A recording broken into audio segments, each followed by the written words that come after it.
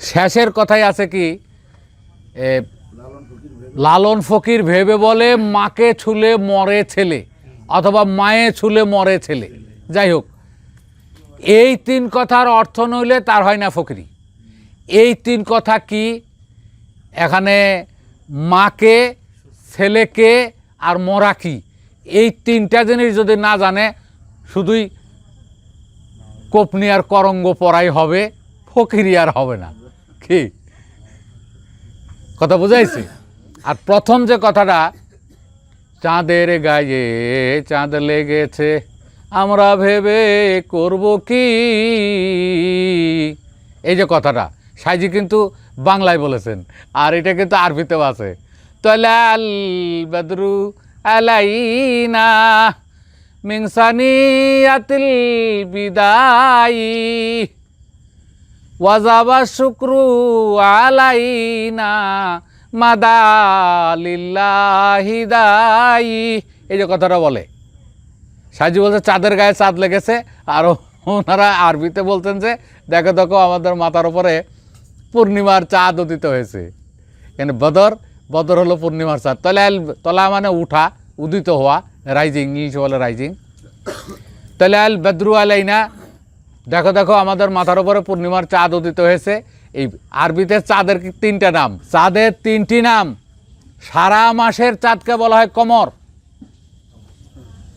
আর 3 দিনের 1 থেকে 3 দিনের চাঁদকে বলা হয় হেলাল, আর শুধু 14তম রজনীর যে চাঁদ সেই চাঁদকে বলা হয় বদর।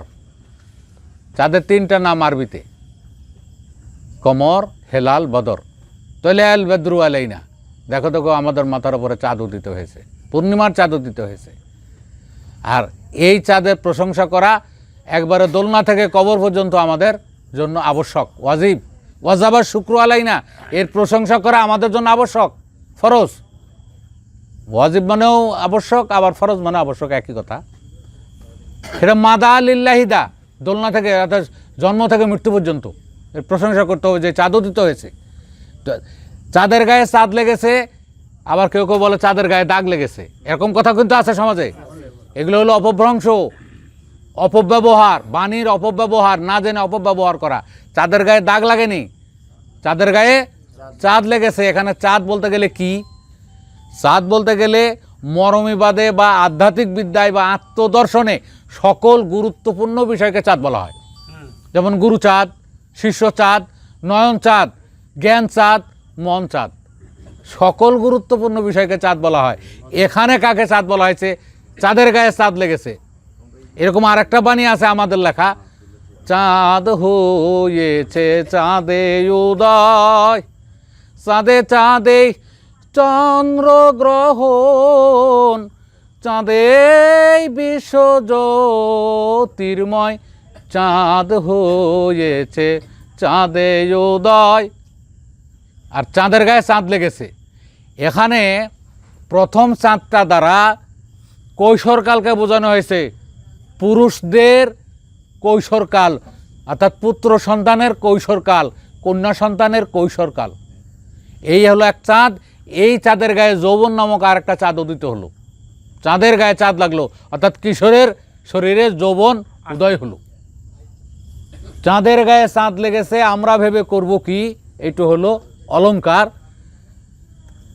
ঝিয়ের পেটে মায়ের জন্ম তারে তোমরা বলো কি, মরমীবাদে দেহটাকে বলা হয় ঝি, আর দেহে পুরুষ দেহের ভিতরে যে শুক্রের সৃষ্টি হয়, বীর্যের সৃষ্টি হয়, এটাকে বলা হয় মা। এই বীর্য হলো সারা পৃথিবীতে যত সাম্প্রদায়িক মতবাদ আছে তত সাম্প্রদায়িক মতবাদের মা। মা দুর্গা বীর্য, মা লক্ষ্মী বীর্য, মা ফাতেমা বীর্য, মা আসিয়া বীর্য, মা মরিয়ম বীর্য। খালি 2টা মা বাদ্য ব্যতীত, মানে আদিমাতা হাওয়া, এইটা হলো নারী জাতির রজ, রজকে বলা হয় আদিমাতা। আর আমাদের এই ভারতীয় পুরাণে বলা হয় এটা সরস্বতী বা শতরূপা। এই আদিমাতা, শতরূপা ও সরস্বতী মানেও হলো এই প্রায়োগিক অর্থটা হলো নারী জাতির রজস্রাব। যেহেতু এই রজ ছাড়া বিশ্বের কোনো কিছুই সৃষ্টি হয় না। এই জন্যে এটাকে বলা হয় আদিমাতা। ইংলিশে বলা হয় ইভ, যেটা বাইবেল থেকে এসছে ইভ। আর লিলিত আদিমাতা গ্রিক মিথোলজি থেকে এসছে ইভ আর লিলিত, মনে রাখবেন। ইভ হলো ইভিনিংয়ের সংক্ষিপ্ত রূপ। ইভিনিং, ইভিনিং মানে সন্ধ্যা, আর সন্ধ্যার লগ্নটা হলো লাল। সন্ধ্যা যখন হয়ে যায় পশ্চিম আকাশ লালিমা দেখা যায় না, তাহলে ইভ মানে হলো সন্ধ্যা, ইভিনিং সন্ধ্যা। আর আরবিতে এসছে হাওয়া, মা হাওয়া। এই হাওয়া দুটো অর্থ খুব ভালোভাবে লক্ষ্য করবেন। হাওয়া আরবিতে একটা হলো পেঁচানো হয় আর একটা হলো লম্বা হা। এখান থেকে যেটা বের হয় সেটা হাওয়া। হাওয়া কাক যেভাবে ডাকে হাওয়া, এই হাওয়া উন অর্থ হলো লাল রঙের আভা, রক্তিম আভা, মানে ওই ইব। আর যেটা মুখের ভিতর থেকে বের হয় হাওয়া, পূবাল হাওয়া পশ্চিমে যাও বাইয়া, আমার সংবাদ পৌঁছে দিও নবীর রজায় যাইয়া। আছে না এরকম গান? এই হাওয়া হলো বাতাস, বায়ু, অনিল। আর হাওয়াউন শব্দের অর্থ হলো লাল রঙের আভা, রক্তিম আভা। তাহলে ইব মানেও রক্তিম আভা পেলাম, হাওয়া মানেও রক্তিম আভা পেলাম। এবার আসি আমরা আমাদের এই উপমহাদেশের স্মরণের দেবী সরস্বতী। মা সরস্বতী সবাই পূজা করে না, এই শিল্পীরা আরও বেশি পূজা করে। মা সরস্বতী বিদ্যা, যন্ত্রে সালাম করে এরা সবাই যন্ত্র ধরে, গান ধরে, সঠিক না? তার মানে মা সরস্বতী আমার কণ্ঠে ভর করুক আর সুন্দর করে আমি গানটা বলি। আমি ওই গানের ব্যাখ্যাই আছি, বাইরে যাই নাই। তো এই সরস্বতী স্মরণের দেবী, বিদ্যার দেবী, জ্ঞানের দেবী, এইটা হলো পুরুষ জাতির দাড়ি আর মুছ, দাড়ি আর গোপ কবে উদ্গত হয়েছে লেখা রাখার কোনো প্রয়োজন হয় না। খাতায় লেখা রাখার প্রয়োজন হয় না, আর বোঝাও যায় না যে কবে থেকে মুছ এবং দাড়িটা গজানো শুরু হয়েছে। আর তেমন এটা লেখা রাখার দরকারও নাই। কিন্তু নারী জাতির রজস্রাবটা কবে এলো, আবার আগামী মাসে কবে আসবে, এই ডেটটা মনে রাখা দরকার না? প্রতিটা নারী মনেও রাখে, আর যাদের মহান হয়তো একটু ভোলা তারা কিন্তু খাতাতে লিখেও রাখবে। কারণ আগামী মাসের কত তারিখে আসবে ওই টাইমে কোনো বিবাহে, কোনো দূরের ভ্রমণে, নৌকা ভ্রমণে, খেলাধুলায় এরা যাবে না। ঠিক না? ঠিক না? নারীরা যদি ওই তারিখে যদি বিকেএসপির প্লেয়ার হয় খেলতে যাবে না, শরীর খারাপ, ওই টাইমে আমি যাব না, অ্যাবসেন্ট। বিদ্যালয়ে হয়তো যেতে পারে কিন্তু শক্তির কাজে তো আর যাবে না। তার মানে ওই ডেটটা স্মরণ রাখার দরকার। এখান থেকে স্মরণের দেবী এখন হয়ে আমাদের কাছে আছে কি একটা কিংবদন্তি স্মরণের দেবী। আসলে প্রকৃত স্মরণের দেবী হলো মা রজস্রাব। ক্লিয়ার? আদিমাতা হলো রজস্রাব। সে যেই ধর্মগ্রন্থেই থাক আর যেই ভাষায় থাক আর যেই মতবাদেই থাক, আদিমাতা হলো রজস্রাব। আর মা, জগতের মা, বিশ্ব মাতা, জগৎ নন্দিনী, জগমাতা বা জগৎ মাতা হলেন এই পুরুষ জাতির বীর্য। ক্লিয়ার? ঝিয়ের পেটে মায়ের জন্ম। তাহলে আমার এই কিশোর দেহটা যখন আরেকটা চাঁদ এসে লাগলো, যৌবন এলো, এখন এই দেহের ভিতরে বীর্য নামক আরেকটা মায়ের জন্ম হলো। ঝি হলো দেহ, বীর্য হলো মা। ঝিয়ের পেটে মায়ের জন্ম, তারে তোমরা বলবে কি। কথা ক্লিয়ার? চাঁদের গায়ে চাঁদ লেগেছে, কিশোর চাঁদের গায়ে যৌবন চাঁদ উদয় হয়েছে, আর এই দেহের ভিতরে বীর্যের উদয় হয়েছে। এটা হলো প্রথম কথাটা, প্রথম অন্তরা। দ্বিতীয় অন্তরাটা হলো 6 মাসের এক কন্যা ছিল, 9 মাসে তার গর্ভ হলো বা বিয়ে হলো। এখানে 6 মাসের কন্যা বলতে গেলে 6 রিপু। 6 দেওয়া যা আছে, 6 চোরা, 6 মাস, 6 বছর, 6 রাজা, 6 প্রজা, 6 সূর্য, 6 পৃথিবী, 6 দেওয়া যা আছে সবগুলোই 6-এর মূলই হলো 6 রিপু, কাম, ক্রোধ, লোভ, মোহ, মদ, মাৎসর্য। 9 মাসে তার গর্ভ হলো বা বিয়ে হলো। এই 9 মাস দ্বারা দেহের বাহ্যিক 9টা দ্বার বোঝাবে।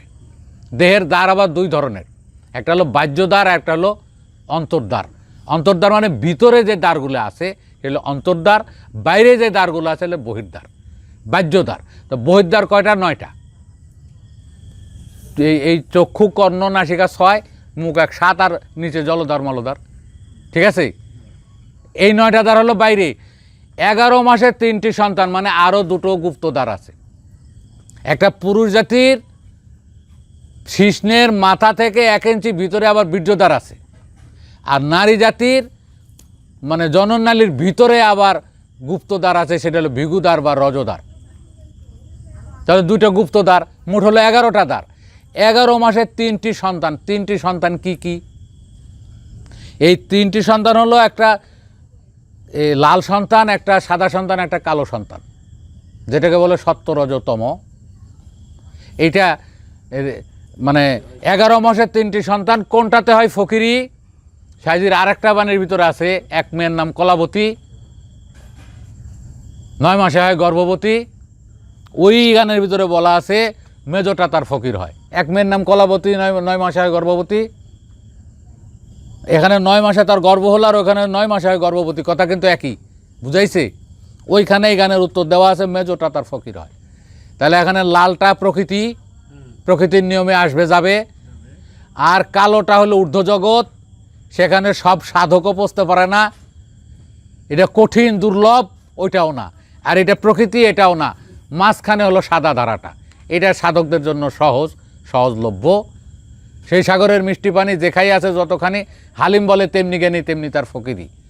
তহুই সাগর কঠিন পাড়ি, অথই জলে মানিক পাবি হইলে ডুবারি। তো মেজোটা তার ফকির হয়, অর্থাৎ সাদা বর্ণের রসের সন্ধান যারা পাবে তারাই ফকির হবে। তার দ্বিতীয় অন্তরা শেষ। তৃতীয় অন্তরা হইল ঘর আছে দুয়ার নাই, মানুষ আছে তার কথা নাই বা বাক্য নাই, কে যোগায় তার খানাপিনা, কে দেয় সন্ধ্যাবাতি। এইটা হলো মায়ের জরায়ু। মায়ের জরায়ুর ভিতরে ঘর আছে, কোনো দোয়ার নাই। যতক্ষণ পর্যন্ত সন্তান ভূমিষ্ঠ না হবে ততক্ষণ পর্যন্ত ওই পর্দার কোনো দোয়ার নাই। কেউ যদি বলে মশারি, আর কেউ যদি বলে কবর, এগুলো ঠুনকো, এগুলো গ্রহণযোগ্য না, এটা নেওয়ার মতোই না। ও কথা বলছে যে দেহতত্ত্বের কথা, ওই দিকে বাইরে গেলে মিলবে না তো। তাহলে ঘর আছে দোয়ার নাই, এটা হলো নারীদের জরায়ু। কে ঘর আছে দোয়ার নাই, মানুষ আছে কথা নাই, এই মানুষ কিন্তু আবার আমি আর আপনার মতো মানুষ না। এইটা হলো মানুষের আগের রূপটা, আদি রূপটা, মানে জলাকারে যেই মানুষটা চলে ফিরে, সোনার মানুষ, মনের মানুষ, অধর মানুষ, অটল মানুষ, কি রূপের মানুষ, এই মানুষের কথা বলা হয়েছে। ঘর আছে দোয়ার নাই, মানুষ আছে তার বাক্য নাই, সেটা হলো তরল রূপে যে মানুষটা আছে তার কোনো কথা নেই। কে যোগায় তার খানা পিনা, কে দেয় সন্ধ্যাবাতি, এটা হলো অলঙ্কার। শেষ অন্তরটা হলো লালন ফকির ভেবে বলে মাকে ছুলে মরে ছেলে। তো এখানে এই 3 কথার অর্থ নইলে তার হয় না ফকির। এই 3 কথা হলো মা কে, সন্তান কে, আর মরা কি। এখানে বলছে যে আমরা আগেই বলে আসছি যে মা হলো পুরুষ জাতির বীর্য, সন্তানটা কি? সন্তান হলো যার যার শিশ্ন, পুরুষ জাতির শিশ্নকে বলা হয়েছে সন্তান। সেটা হজরত ইব্রাহিম আলাইহিস সালামের সন্তান হজরত ইসমাইল আলাইহিস সালাম হোক, এটা ইসলামিক মিথোলজি। ইসলামিক মিথোলজিতে ইব্রাহিম মানেও প্রায়োগিক অর্থ হলো পুরুষাঙ্গ, ইসমাইল মানেও প্রায়োগিক অর্থ হলো পুরুষাঙ্গ। পাখি কিন্তু প্রায়োগিক অর্থ অনেক কটা দেখাইছে না। তো এখানে সন্তান বলতে গেলে, পিতা বলতে গেলে, হাত বলতে গেলে, লাঠি বলতে গেলে, খুঁটি বলতে গেলে পুরুষাঙ্গকে বোঝায়। যার লম্বা, দেখতে যার লম্বা, সেটাই তো সবেমাত্র একটি খুঁটি, খুঁটির গোড়ায় নাই কমাটি। তো লম্বা বিলেই তো ওই খুঁটিটা। আমার নায়ের বৈঠা খাইলো রে গুনে, বৈঠা লম্বা দেখতে পুরুষাঙ্গের মতো, পুরুষাঙ্গ দেখতে লম্বা, বৈঠাও দেখতে লম্বা। তো এখানে সন্তানটা হলো পুরুষাঙ্গ। আর মাকে ছুলে মরে ছেলে, এইটা মানে কাম দেশে গিয়ে বীর্যপাত করা। বীর্যপাত করলেই সন্তান মাকে স্পর্শ করে ফেলছে। মা তো তার কাছে রক্ষণের জায়গা ছিল। যেমন ওয়াইস করণী, হজরত ওয়াইস করণী তার মাকে পিঠে করে বইছে, কাঁধে করে বইছে, মাথাত করে বইছে, মাটিতে রাখে নাই। সেই মায় তো এই মা, এই মাকে তো সবসময় পেটে, পিঠে, মাথায় করে বইতে হবে। এটা কখনো যেন মাটি স্পর্শ না করে।